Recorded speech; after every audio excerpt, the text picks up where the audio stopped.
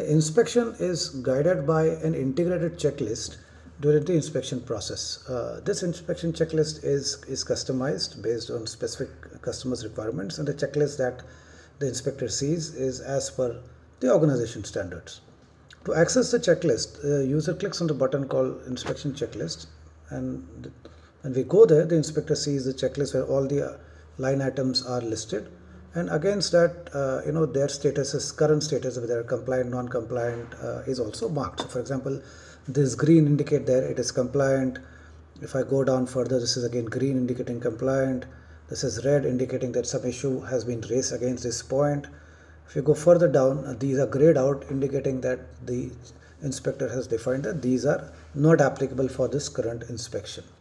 Thus, for any point in the inspection, the inspector has four options. If it is compliant, he says yes, and when he says yes, the camera opens and he needs to capture an image, a live image from the site indicating the compliance. In case it is not compliant and he wishes to capture an issue, he can actually raise an issue by clicking the issue button. And on the contrary, if something is well executed and he wants to record it as a check for any future purposes, he can record a check. And in case it is not applicable for that specific inspection, any line item you can come in and make not applicable. So user has these four options and he can work around that. What also happens is this checklist is linked to the process of issue creation and recording checks. So the moment the issue is created during the issue creation process, that specific line item in the checklist will automatically get non-compliant. So think something like this item here where it was already red indicating that an issue has been created during inspection.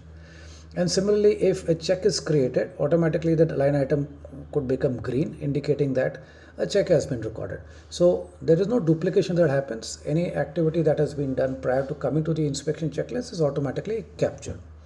Now let's say for this particular line item, we want to say it is compliant, that the top reinforcement is provided as per drawing. So I just say yes. When I do that, we'll find the camera opens and I can see let's say here the top reinforcement is here. I can just say capture it, say yes.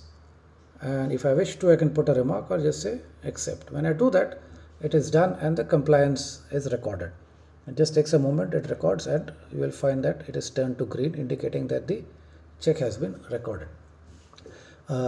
As this happens, the number on top keeps on changing. So here you can see the checklist name is for RC beam and slab. That's the inspection which we're doing. And it is saying that out of a total of 42 checks, 6 checks have already been attended to. That means they could be either compliant, non-compliant, or possibly not applicable. So for example, if we go down here, you can see that some of them are grayed out indicating they have been marked as not applicable. So you can see the current status on the left saying it is not applicable. For any item which is still pending, when I click on the left top next to the number, it actually will say that it is pending. So this is how the user goes through all the checklist points and defines compliance or non-compliance.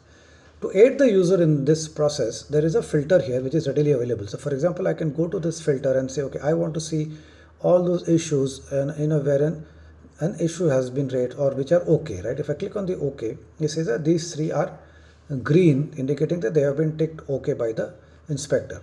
Or I want to see just those which are pending. When I click that, it will list those items which are pending. So this list is only of those items which are pending. So when you are working and you want to zero in on some particular type of item on the checklist, you can just zero in using these filters and then go through the checklist and define compliance or non-compliance. One important factor is for the user or the inspector to complete the inspection, the site visit, he has to ensure that he has answered or gone through all the items on the checklist.